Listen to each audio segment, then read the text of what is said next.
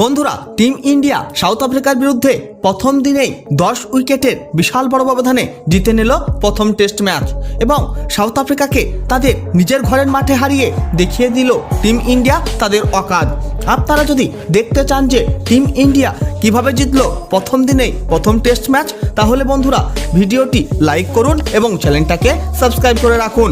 বন্ধুরা, ভারত এবং সাউথ আফ্রিকার মধ্যে প্রথম টেস্ট ম্যাচ সেঞ্চুরিয়ানের মাঠে শুরু হয়েছিল এবং এই প্রথম টেস্ট ম্যাচে সাউথ আফ্রিকার অধিনায়ক টিম্বাবুমা প্রথমে টসে জিতে ব্যাটিং করার সিদ্ধান্ত নেয় এবং এই প্রথম টেস্ট ম্যাচে প্রথমে ব্যাটিং করে মাত্র 155 রান করে অল আউট হয়ে গেল সাউথ আফ্রিকার টিম।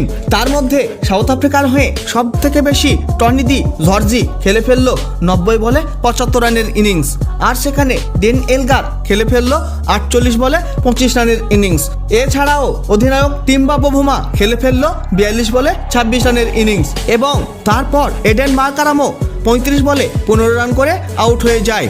টিম ইন্ডিয়ার হয়ে মোহাম্মদ শামি তুলে নেয় সব থেকে বেশি 55 রান দিয়ে 5 উইকেট, আর সেখানে মোহাম্মদ সিরাজও তুলে নেয় 65 রান দিয়ে 3 উইকেট। তার জবাবে এই রান তাড়া করার জন্য যখন মাঠে আসে টিম ইন্ডিয়ার 2 ওপেনার রোহিত শর্মা এবং এসএসপি জয়সওয়াল। বন্ধুরা, এই প্রথম টেস্ট ম্যাচে রোহিত শর্মা বিধ্বংসী ব্যাটিং করে ফেললো এবং খেলে ফেললো 125 বলে 91 রানের তাবড়তোড় ইনিংস, আর সেখানে এসএসপি জয়সওয়ালও খেলে ফেললো 90 বলে 60 রানের ইনিংস।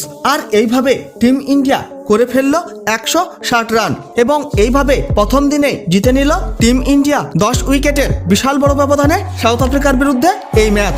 বন্ধুরা, ভিডিওটি শেষ পর্যন্ত দেখার জন্য ধন্যবাদ জানাই। তাহলে দেখা হবে নেক্সট কোনো ভিডিওতে।